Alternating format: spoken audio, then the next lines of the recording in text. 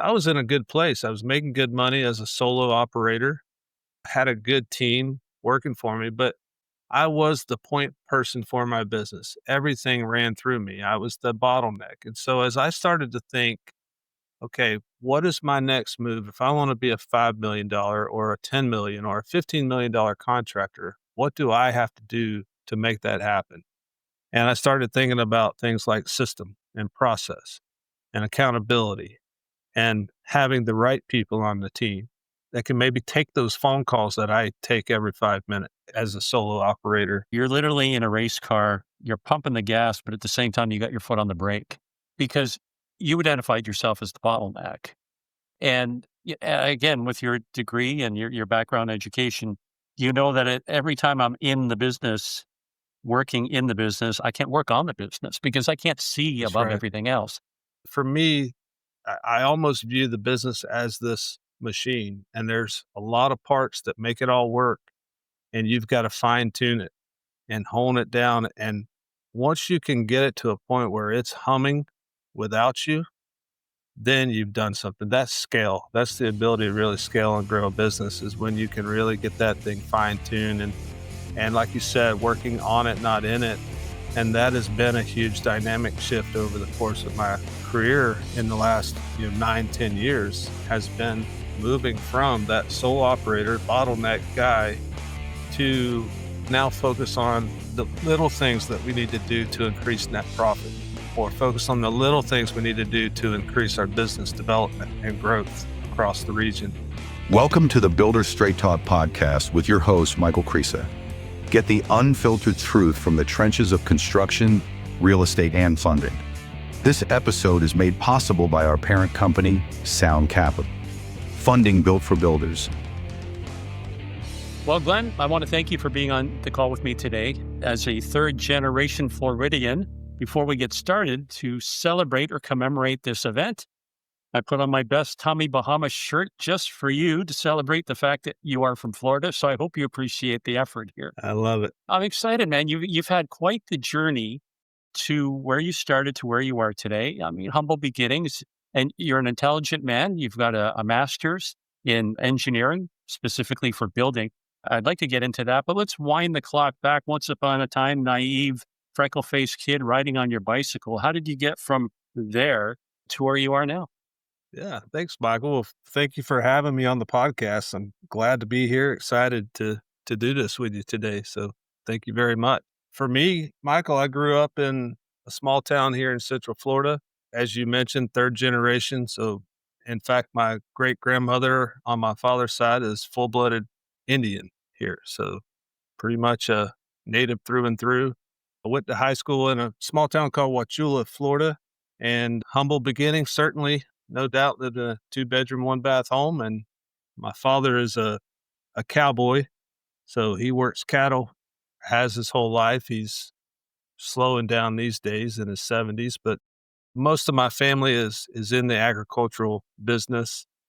In fact, when, as I was moving through high school and looking to go to college, no one else in my family had ever graduated from college. So it was certainly a goal of mine. I worked hard through high school with my hands, and I swore to myself that one day I'd figure out a way to use my head instead of my hands. And not that I've, lost that work ethic. Certainly I can probably get out there with the best of them with a hoe and a shovel, but I'm glad I'm not hoeing weeds out from under orange trees anymore. That's for sure.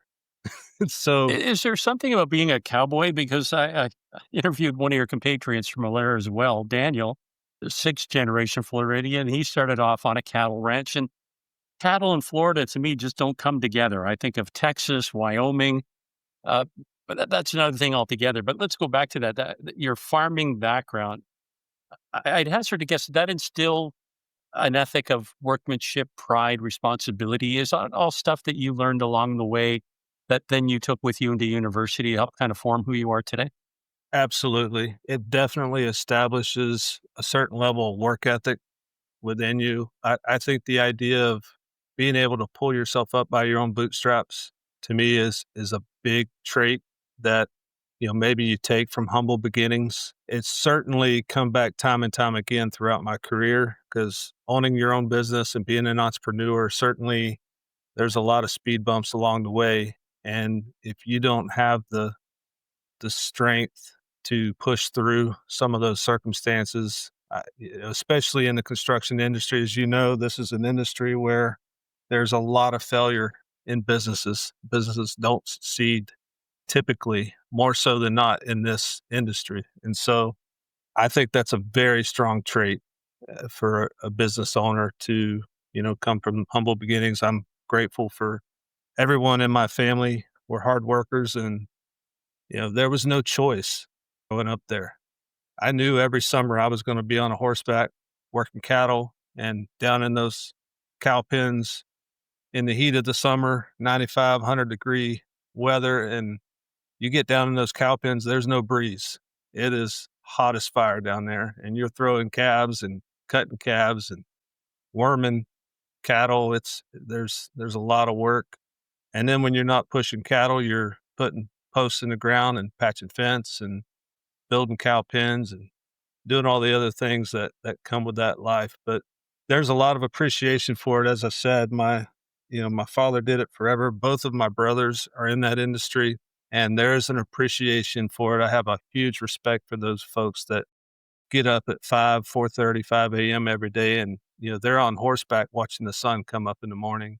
And typically they're on horseback as the sun's going down behind them, heading back to the trailer to go home for the day. So it's certainly a tremendous industry to be in. But for me, as I said, I wanted to find a way to go beyond that, to use my head, not my hands, and figure out how to build a business one day. Construction was certainly something I was interested in back then, but I didn't know that's the direction I would go. I was really strong in math and science as I went through high school and was looking to go to college. And so engineering really was the thing that came up for me, being strong in math and science. And so I decided that civil engineering would be something I would pursue at the time. I started at the University of South Florida here in Tampa, finished my AA degree there, and then transferred up to the University of Florida. And I tell people often, I got a better education at the University of Florida, but I moved there for the social life. I moved there because I had a lot of friends that were going to UF, and I found myself going up there. My girlfriend at the time and I would go up there on the weekends and spend all our weekends with our friends at UF, and then we'd go back to USF and going to school. And one day they said, "Why don't you just transfer up here?" I'm like, "Well, that's a fantastic idea." And I feel like I begged my way into the civil engineering department at the University of Florida, but it was a great move. As I matured in my educational venture, I started to do a little better in school and really focus as I got into the civil engineering degree. It was a fantastic career there through college.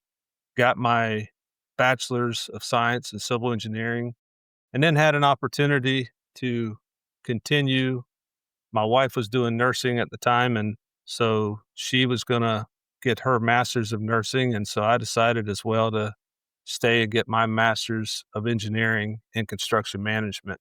So let me park that there for a second, Glenn. What was it that tipped the scale that you went into construction at that point to get a master's? Well, the further I got into civil engineering, I started to realize while I enjoy engineering as a whole, and I am very strong in math and science, so that field was the right place for me to be.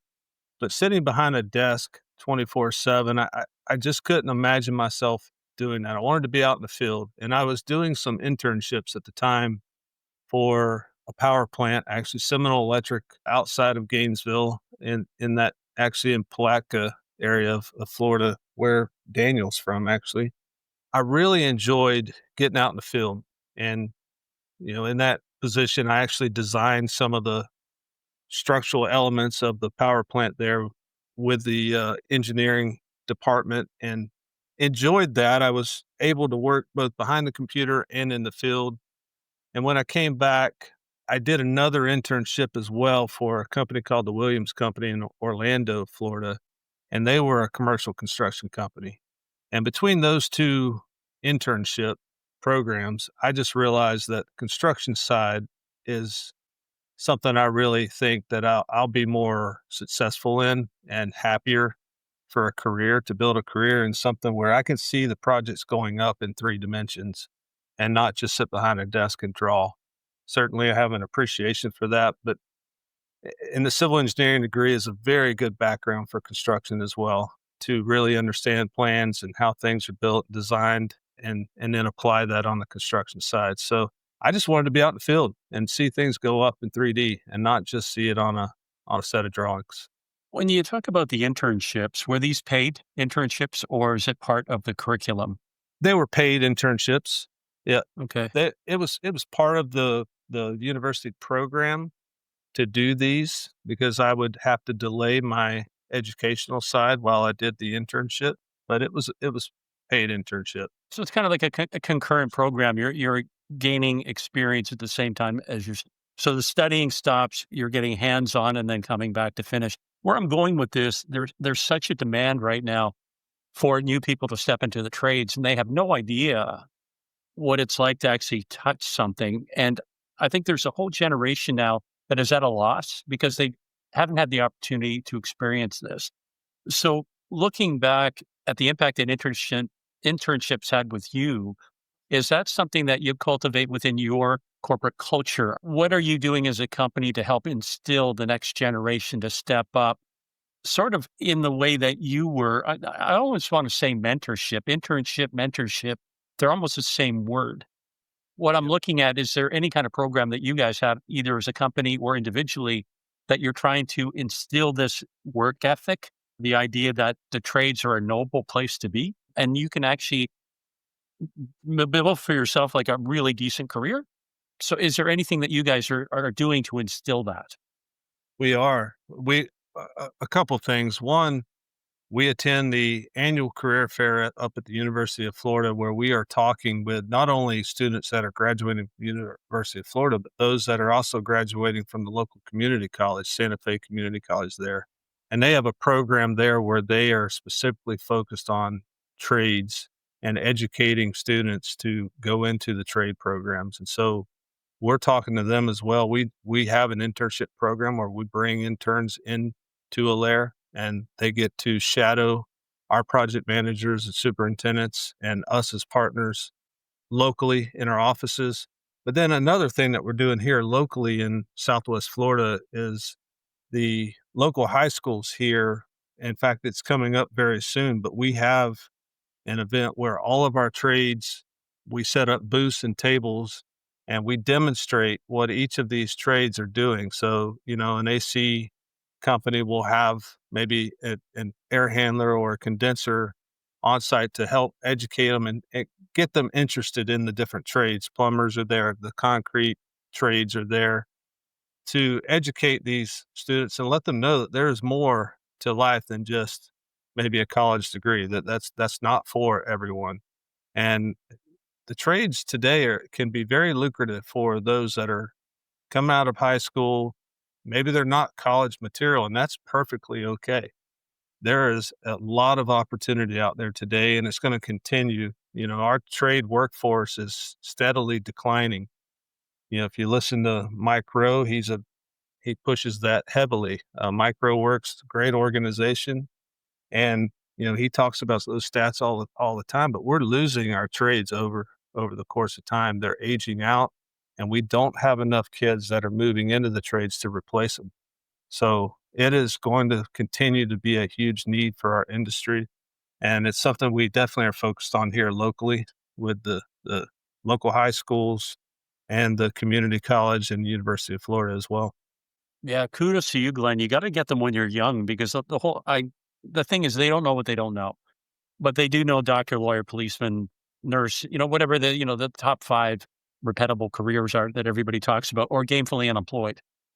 And then they gravitate to a university degree that they get. And I'm not trying to bash universities, but if they come out in gender dance theory, Right. because their guidance counselor said, "Oh, this is for you," and so now they come out 4 years later, 200,000 in debt, with no prospect That's right. whatsoever of getting a job. And if I parry that to somebody that steps out of high school, gets into a trade, they're getting paid as they learn.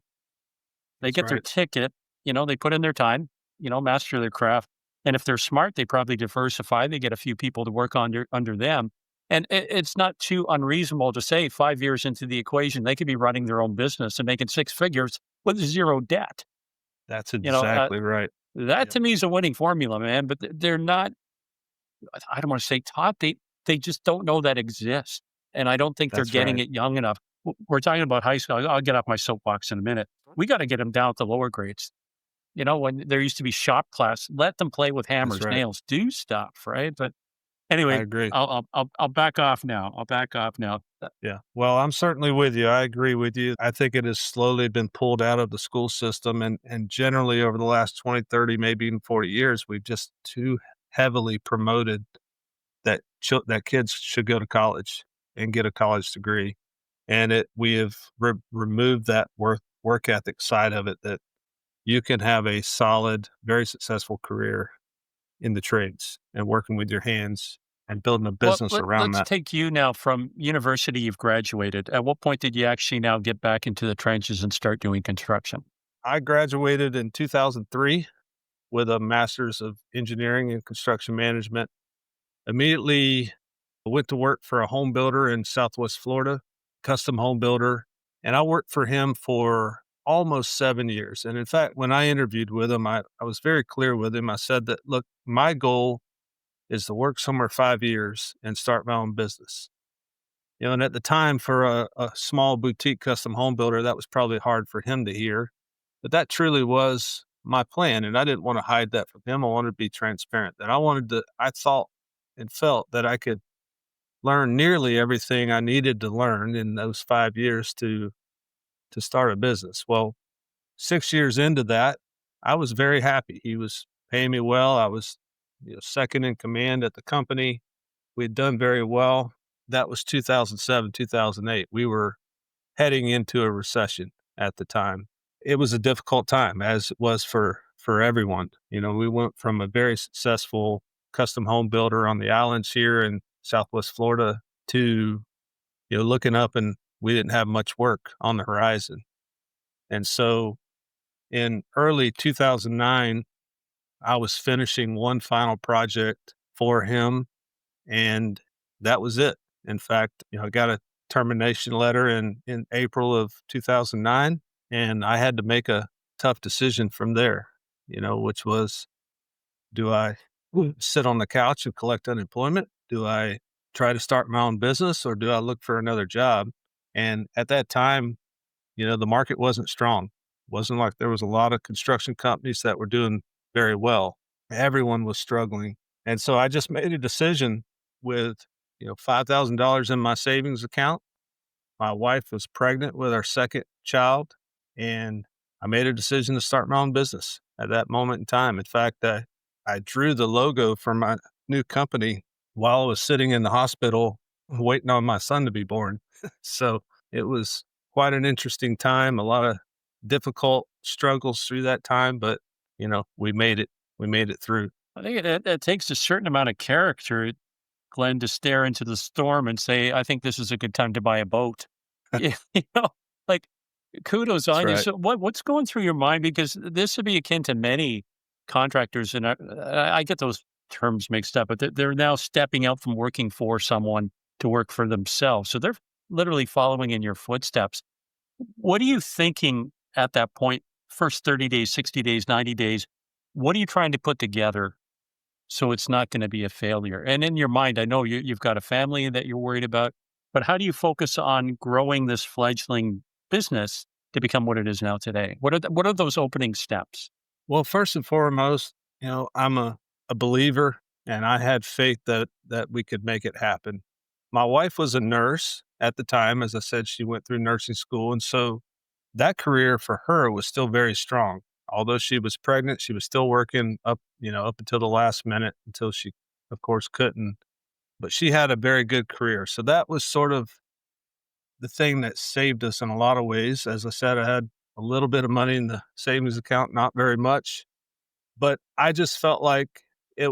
I was convicted coming out of college that I was going to work somewhere 5 years to start my own business. Here I was between 6 and 7 years into it, and I hadn't made that leap yet. And I felt like that was my calling, that this was the time that I was being prodded to move forward with it.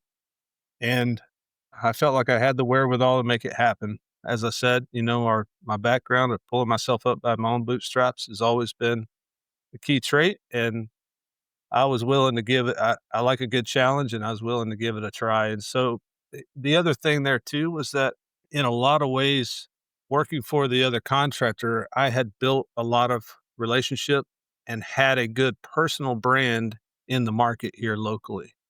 And so I really felt like I could lean on that to begin and start my business. And I was willing at that time, as I'm sure many are when they're looking to start their own business, you take anything and everything. I often tell people, I had a client call and said their car battery was dead in the van that they kept at their home. I bought a battery and went and changed the car battery. Another client had an osprey was pooping on their roof and they needed it cleaned. I was their guy. I made it happen. I got the roof cleaned, painted railings. I mean, I put the tool belt on early on because you had to. I didn't have a choice. So Yeah, I took I was waiting for anything you and to say everything. that when you're there to change the battery, well, while I'm here, I'm going to build you a garage. And while I'm here That's taking right. care of the poop, let's do an addition. It seems like that would have been the natural Well, extension as a good the, salesperson. the key for me was to make sure that I was the everything guy, that no matter what it was, if they needed something done at their home, call Glenn. I wanted to be that first phone call. And so I wasn't going to say no to anything in order to build the business, And so early on, we took on a lot of small projects, of course, and we slowly built to larger and larger renovation projects. We sort of got a name for doing, the renovation side. I got into some insurance work. We did a lot of insurance renovation through those years. And slowly, when I went to work for the custom home builder out of college, that was almost exclusively custom home building, new construction, new homes. And in my business, I mostly focused on renovation because that's what the market demanded at the time. Coming out of the recession, that's the work I could get. But I always had a desire to get back into custom home building. And slowly over time, I was starting to build that reputation. I actually built my personal home and marketed that heavily to the market, and then had a couple other custom homes that were coming that I had contracted to build. This would be the 2014, 15 area. And by 2016, I'd built a pretty solid business at that time. We were, doing $3 to $4 million annually at that point, and had built the business to a point where it was very successful. But the one thing, 2016 was probably my best year at the time, but I was still the point person for everything in my business. I was the bottleneck for the business. And I realized that even though I had reached, to me, a great revenue in the business, I was plateauing and I didn't know how to continue to grow the business from there. And I maybe didn't even realize that at the time until, this email came in my office administrator's email from a guy named Blair McDaniel, who is the founder of Alair Homes. And he simply said that we're looking to expand into Southwest Florida, and I'd love to have a conversation with you. And I never heard of that company before, never heard of Blair. Didn't know who in the world that was, but if they were going to expand into my market, I certainly wanted to know who they were. Right. And so I took a phone call with Blair, and after a 2-hour phone conversation, my mind was spinning. Like, who the heck is this Alair Holmes? Researched them intensely and continued to walk through that path of understanding who they are and why they were talking to me, and ultimately made a decision to convert my business, which was, that small renovation contractor, and convert my business to the first Alair franchise here in the state of Florida at the So time. up until that point, you're GH3, that's your company. That's correct. Then they come out of the wind, make a pitch to you, and now you're folding your tent. So you're still your own entity, but you're a franchisee. now. Right, and not so much folding the tent, it was more of a transition process of transitioning my what I would call legacy business, the work that I had contracted under GH3.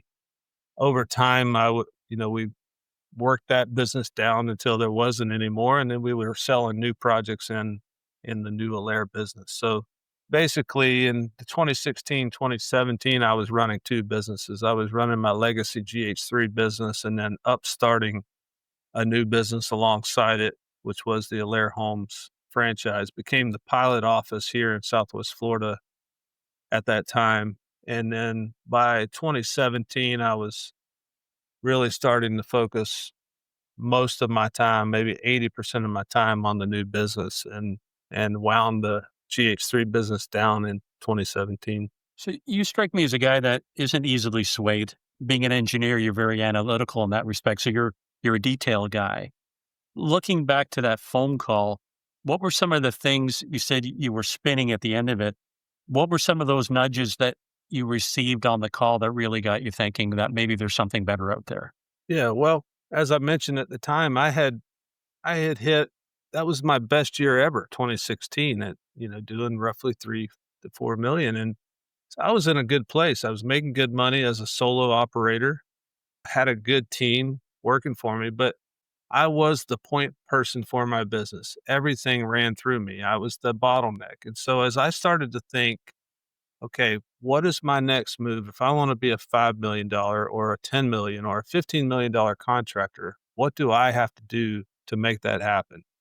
And I started thinking about things like system and process and accountability and having the right people on the team, that can maybe take those phone calls that I take every 5 minutes, you know, as a solo operator, putting accountability in place. I needed accountability because there would be plenty of things that I just wouldn't push because I'm the one that has to push myself to do those things. And you're on an island, as I said earlier, we're making executive decisions. And here I have a network, a group of builders that are invested in me, that want to see me succeed, that I can lean on, that I can ask those tough questions, and I can see how they're succeeding and why they're succeeding and dig into those things and then apply that into my business as well. So those were some of the things. And then also, you know, Michael, it got to a point as I was learning about Alair Homes where the mindset shifted from wanting to know everything about them to, holy smokes, this is an amazing opportunity. And if I say no to this opportunity and I see an Alair truck driving down the road and it's not mine, I'm going to be pissed off that I didn't take that opportunity to do this. And so it was certainly a leap of faith to put all of my, eggs in that basket and build this new business when, for me, GH3, there was a lot of emotion attached to that. As I said, I drew the logo for my business as I was sitting next to my wife in a hospital as she was having our, second child. I grew this business out of nothing to what it was with the help of the good Lord above and my wife and family. But so this was something that I had a lot of emotion attached to. So making that transition was not an easy decision. But when I thought about how am I going to get the business to the next level, I'm going to spend a lot of time and a lot of money on trying to adopt systems and processes within this business structure and really change the entire dynamic of the business. Or I have this opportunity where, in a lot of ways, all of that work is already done. I can just step into it.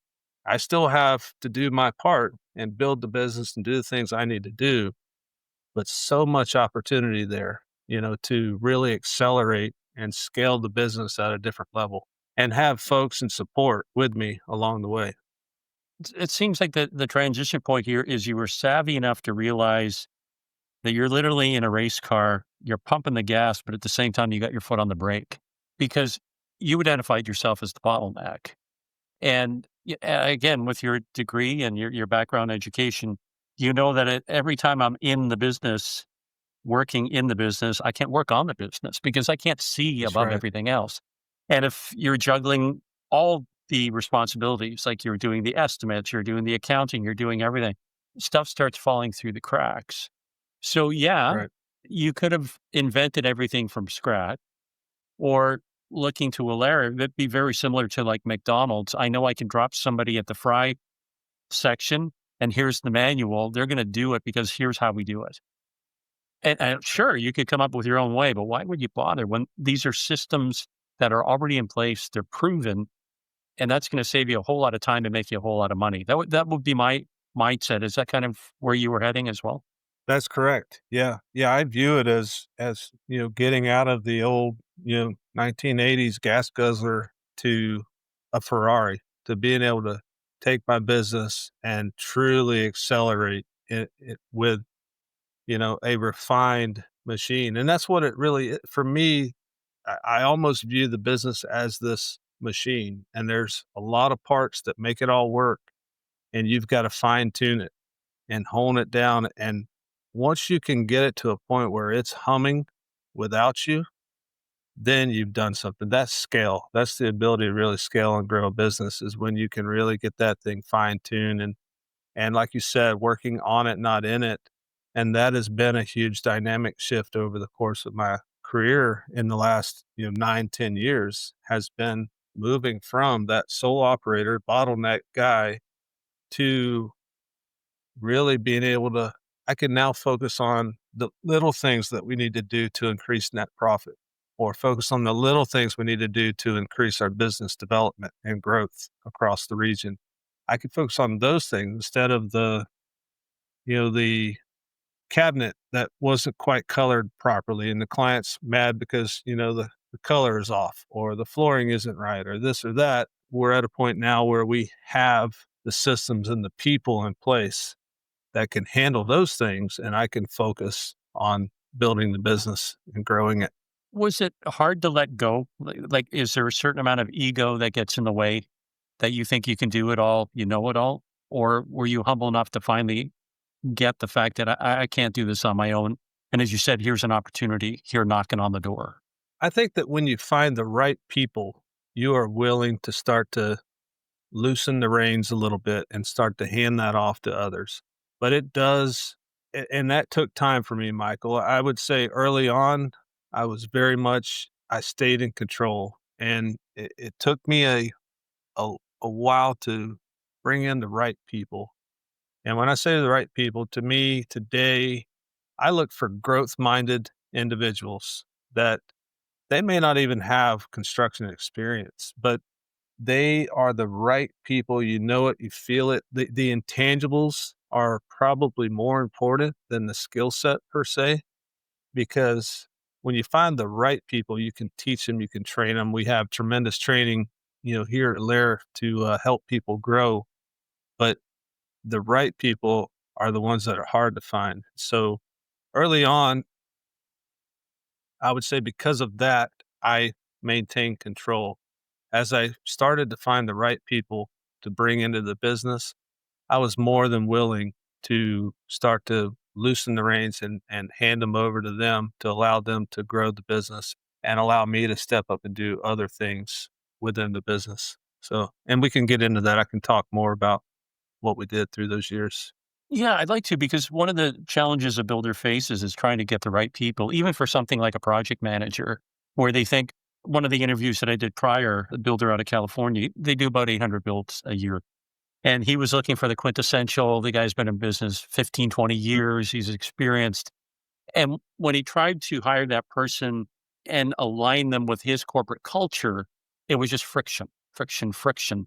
And what he discovered that if he found somebody that had a vision, somebody that was a good communicator and eager to learn, then he could train that person. And so it wasn't about ego anymore. I've been doing this for 15, 20 years. It's my way. No, no, no. This is my company. Things are working. And so when he adopted that principle of good communicator, eager to learn, that person excelled at becoming a project manager. Then when he needed to hire another one for the next build, instead of him doing the training, he got that project manager to now pass the torch over to the new guy. And so That's within right. his company, it's a series of PRs that are PMs that are helping one another. to become part of the culture. And there is that Correct. undertone of faith in there, I'm sure, like you have there. But he found that when he did that, when he let go, they just had exponential growth in his business. Yeah, and I think once you establish that culture, then it's very easy to determine who fits and who doesn't fit that culture. You start it makes it even more apparent, who's not right for it when you are interviewing a future candidate because you've built such a great culture amongst your team. The last thing you want to do is inject someone that would, tear down that culture. So for us, early on, as I, converted my business to Alair and started to look for folks. So in a lot of cases, in the legacy business, some of your employees and staff would move to the new business, certainly. But in my case, the type of business that I had previously, again, everything depended on me. I was the project manager, the estimator, chief cook and bottle washer. And effectively, a lot of my staff at the time were more hands-on people, site supervisors, carpenters, those type of folks that were in my business.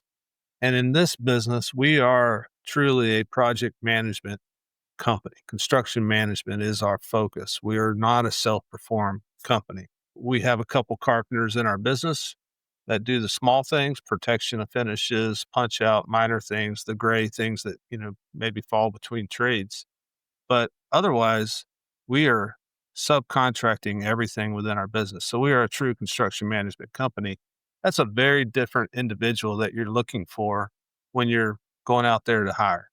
And for me, as being part of Alair, because we have so much growth potential, it's a very different business from that perspective. Meaning in my old business, I would look across the desk at a prospective employee and I could promise them a project management position or some sort of employment position, but I couldn't guarantee them anything beyond that.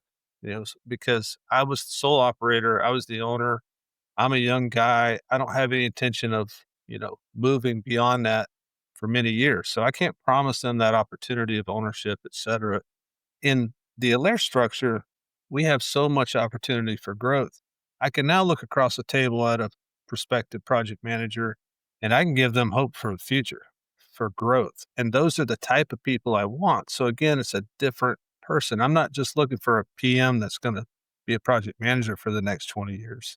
I'm looking for someone that's growth minded, that, as you said, is eager to learn and can grow into that position, but then continue to grow in their career and move up into production management, general management, potential ownership, et cetera. Maybe they eventually own their own business within our structure and our organization. So there's just a lot of opportunity. And that is a different candidate than, the small boutique builder that may be looking for, more of a site super, or, a field technician.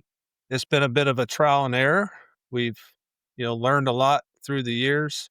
We now have an outside independent HR component where they look for and interview potential, project managers for us before they even present them to us.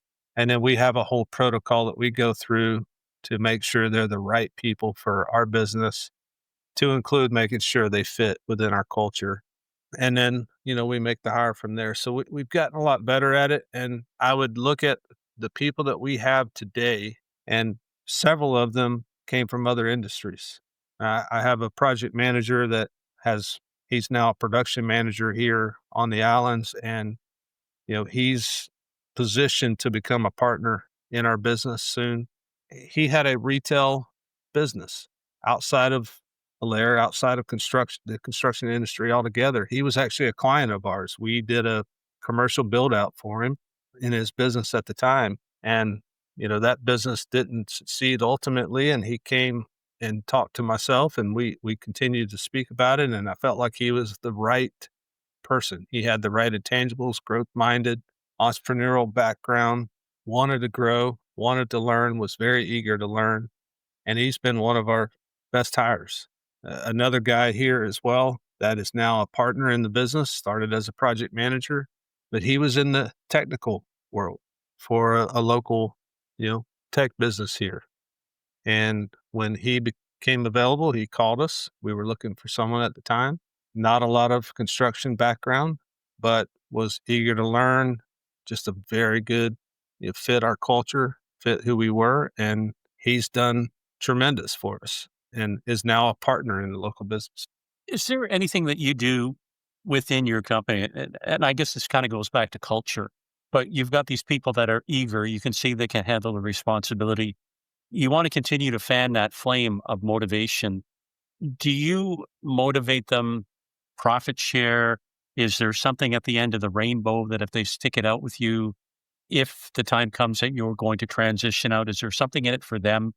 Profit share, I mentioned that. Is there something like that that you use in the company to help motivate people to stay? Because once you've got somebody good and they're really good, you can bet that there's 10 other competitors that know you've got somebody that's really good that they That's want. right. How do you keep them there? Well, I think one of the key factors that set us apart is that true opportunity to grow into ownership here that a lot of other companies just can't do. That is a retention item in and of itself. But we definitely have bonus structures for our project managers, our entire production team has a bonus structure based on job performance out in the field. And then what I've been very cognizant of and I try to make sure all of our employees have a growth plan. So we sit down on a biannual or annual basis with them and we talk through what that looks like for them. And so as an example, the partner that's with us now here at Alair Sanibel that just came in, he's now a 25% owner in our business. And he started as a project manager. So he was able to take advantage of his bonus structures through the projects that he was able to complete. We track our measurables very tightly so we understand exactly where he's at, how his growth is happening over the course of time. And then we allow him, when the time is right. And this has been a conversation that we would be having over the course of his growth in the company. We start to talk about ownership and partnership and what that looks like and how he can buy into the business. And today, as I said, 25% owner in the company. He's doing very well here. We're excited for his growth. And then again, the other project manager that has now grown into a production management position, he's going to have an opportunity for ownership. So that ownership piece to me is something I never could have offered in my small boutique business. It's just not something that really would have been an opportunity for multiple employees. And here we can truly build out a growth plan that I think will retain folks more than anything. We have the benefits, we have all the investment plans and health insurance and all those things as well. But I think that's the missing piece in a lot of the small boutique builders. They just don't have that opportunity to offer So, ownership. so when you've got somebody that's growing within the organization, and they have the opportunity for a partnership, piece of the pie, so to speak. Do they have the opportunity to, like you did, you get to that point where you can step out and then they start their own franchise? They buy into a franchise and now they become their own little island. And how does that transition work? I can tell you a story to explain that process. So early on, around early 2017, I was looking for a project manager for the Alair Sanibel business to continue to grow. And I was looking for someone that not only had that project management experience, but maybe someone that could step into a general management position. Found that person. His name is Barry Van Wy here in Southwest Florida. Great project manager for me. But as as he grew in the company, we started to talk about general management and potential ownership here at Alair Sanibel. He expressed interest in opening his own business. And he lived in Bonita Springs, just south of us here at Fort Myers, and wanted to open a Bonita office. And of course, that's a phenomenal opportunity for him, and I wouldn't turn that down. So we continued to have that conversation. And long story short, he has now been a Lair Bonita for about 8 years now and doing very well in that industry. So he's even today he's brought in his son as a partner in his business and has a third partner and has expanded beyond Bonita, has now his partners in an office in North Naples and in Marco Island. Again, tremendous opportunity, a lot of ways to grow within our organization. He's a great example of a guy that I thought was going to become my general manager here. And while it, maybe took a little bit longer to get that right person at Alair Sanibel, what a phenomenal opportunity for him to go down to Bonita and build a business there alongside ours. Yeah. I don't want this to become an Alair commercial, but there's so many things here that are intriguing me.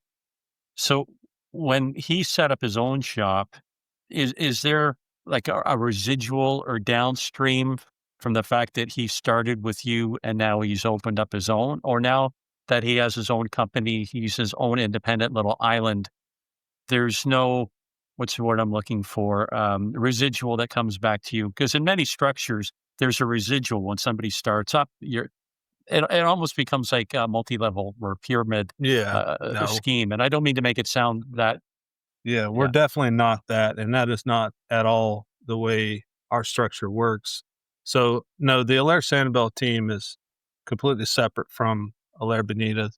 Alair Sanibel makes no profit from anything that Bonita does and vice versa. They're two independent companies, and no different than any other typical franchise structure.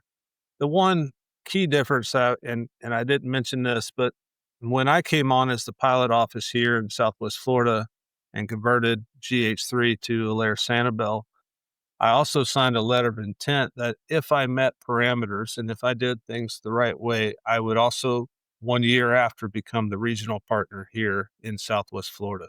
And as regional partner, my responsibility there is for growth and support of the offices here in Southwest Florida. So support all of our offices, help them grow their business and, succeed in amongst themselves, but then also look for other like-minded builders and individuals here in Southwest Florida that want to be part of our team. And so obviously individually, that was my growth plan, was to get that engine built, get Alair Sanibel running with the right people and the right staff so that I could then progress and move into that RP position, regional partnership, and really focus on support and growth here in Southwest Florida. And that's what I did with hiring, the right folks eventually.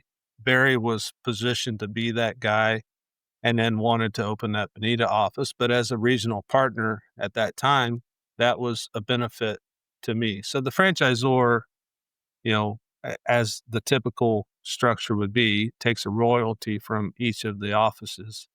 That's the only thing that comes out of the office. Otherwise, one office doesn't benefit from another, or, regardless of where the growth for that office comes from. And so, but as RP, I'm part of the franchisor.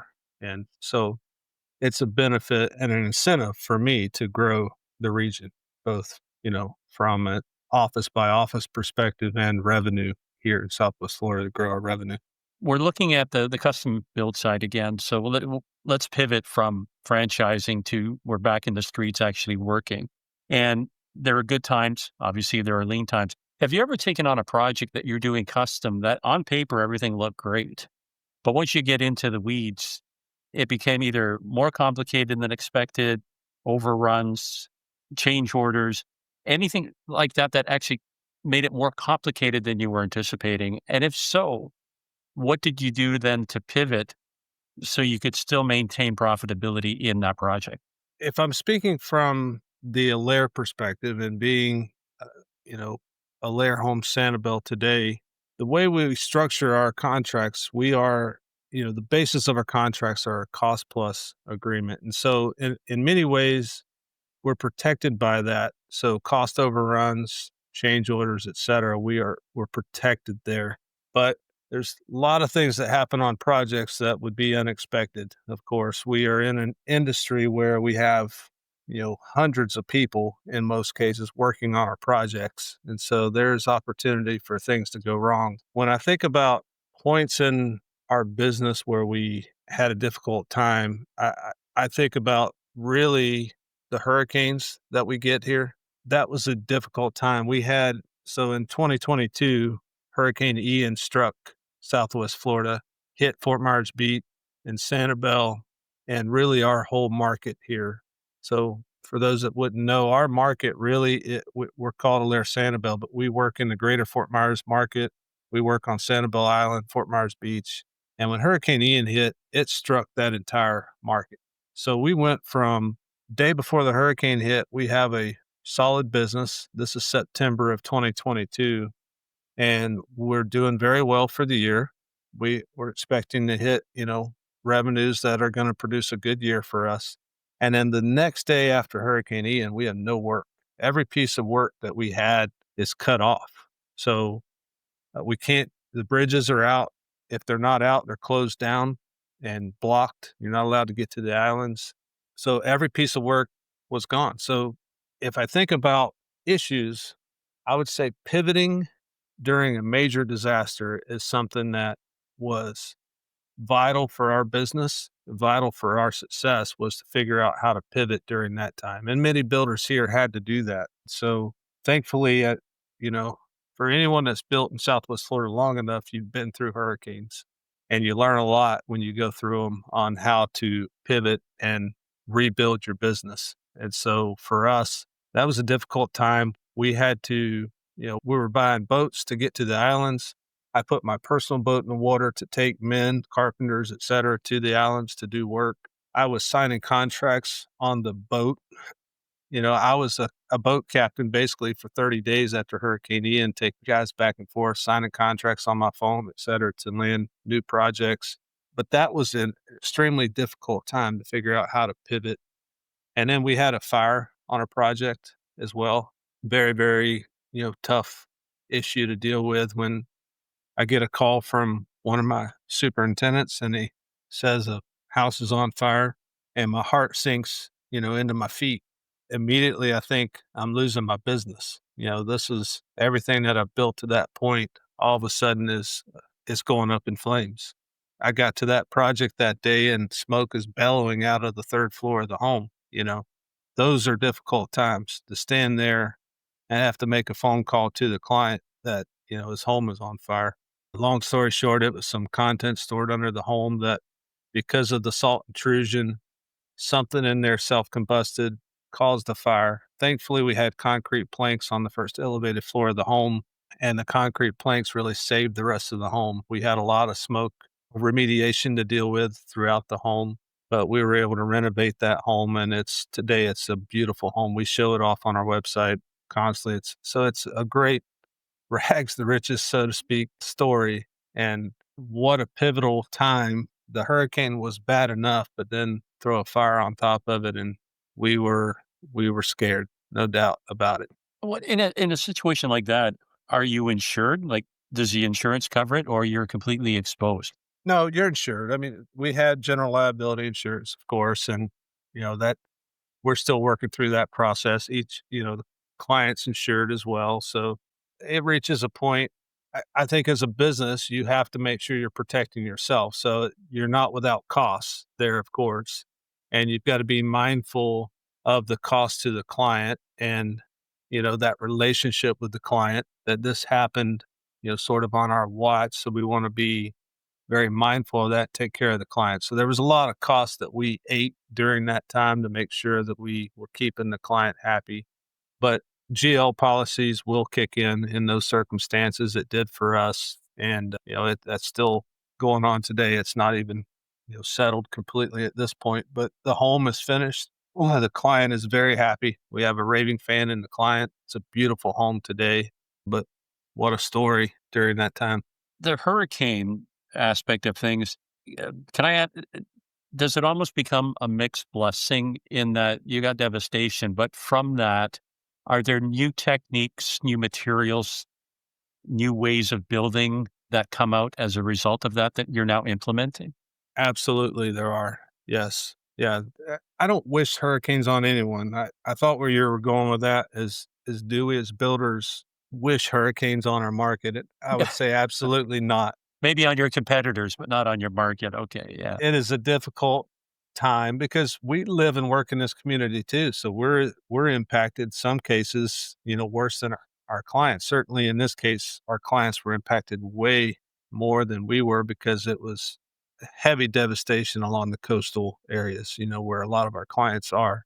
But we're devastated too. Our homes are out of power. We're filling generators up in the morning and making sure our families are set before we go off to work on our clients' homes. So it is not something we wish on our market at all. But when you think about things that evolve and change, absolutely. I mean, Hurricane Andrew that hit, way back at Dade County, back in 94, I believe is when Hurricane Andrew came through. That was devastating for that market. But our building code today is based solely on that. They implemented so many changes to the Florida building code because of that hurricane. And, we still have many things in our code that are directly came from that time. So for us, Hurricane Ian, we had about 12 to 14 feet of floodwater on Fort Myers Beach and in many places on Sanibel, Captiva Island as well. It has changed the way we build lower levels in a lot of these elevated homes. All of our homes are on pilings. They're all elevated above the floodplain, but you still have entries from the ground floor. In a lot of cases, you have conditioned entry space that goes up to the upper level of the home. And we have changed the way we do things at that level so that they can withstand 12, 14 feet of water with minimal cleanup and get back to living in their home. Wow. I think we're starting to run out of runway here. I see the airport. We're going to start making an approach. Is there anything we haven't covered, Glenn, that you want to touch on? Well, there's a lot about the business today that I think, just if I was speaking to builders, I think just some takeaways that I think are important as I've grown in my career and things that I've learned along the way, having done this now for, 15 plus years, learned a lot along the way. And so, yeah, would love to maybe go through a few of those takeaways and we can close it out. So Have at it, young man. for me, some of the key business takeaways, as I mentioned early, when I made that transition from GH3 to Alair, those systems and processes were key. And whatever, if I'm thinking about a builder and they're at that point where they're looking to grow, they're on a plateau, et cetera, systems and process need to be put in place. There's one I can give you would be what's called the entrepreneurial operating system. There's a book out there called Traction by Gino Wickman, and he goes through the EOS structure, and we have incorporated it here. Dwayne Johns, who I believe was on your podcast recently, as part of this series, actually brought that. He implemented that in his previous business and brought it to Alair, and we've adopted it across the board. But it is a phenomenal operating system that you can put in place in your business, and it's going to bring accountability to not only you as a business owner, but to your entire team. So I really encourage folks, that's an easy way to put some system and structure into your business. Look at EOS. And there's other options out there, but EOS is a great one. Another thing I would say is invest in your people. Certainly make sure you're looking for, in my mind, growth-minded individuals that fit the culture, that fit your core values. Make sure you're grading them based on your core values. If you don't have 5 to 7 core values, put those in place. If you adopt EOS, you're going to have the core values, the mission statement, the 1-year, 10-year, 3-year goals, et cetera. You're going to have all those things in place, but invest in your people. They are the driver and the future of your business. They are what's going to allow you to move from working in your business to working on your business in the future. So make sure you get the right people, and then invest in your reputation and your personal brand as well. For me, I have always seen that as so important for my company. No matter what, always do right by your clients and right by the people that work for you in your business. And sometimes that takes additional investment to make sure you're keeping your reputation solid out there and building your personal brand. And then build a scalable business. And don't be afraid to share your profits with key employees. And what I mean by that is you need to establish a growth plan for them. They need to know that there's opportunity to grow, that there's hope for a future in the business. Because oftentimes you hire a project manager, you get busy, you don't think about them individually and where they're looking to go in the business. So for us, we make sure that we're sitting down and developing those growth plans so that they have a future here or there. And that part of that future, if they want it, includes ownership here. We absolutely want to offer that for the right people. The difference would be you're not hiring somebody for a job. So they're not coming to you for a job. They're coming to you, and I don't want to say career, for a future. Literally, they're investing in their future by answering a position that you've made available. So two different mindsets. One is I'm just here, give me the paycheck, I'm going home. The other is I'm going to treat this business like mine because I can see at the end, I've got a shot at this business being mine or at least a piece of it. So completely different Yeah. mindset. And as a business owner, it's so rewarding to be able to invest in someone and see them grow and succeed. I think that's something that for me today, as I sit here and look at the team that we have, to be able to invest in their future and their success, to me has just been phenomenal. It's a great, it very rewarding and fulfilling for me to be able to help others grow in their own, success. Glenn, I want to thank you for taking time out today. One last question. Is there a question that I forgot to ask that you'd want me to ask you?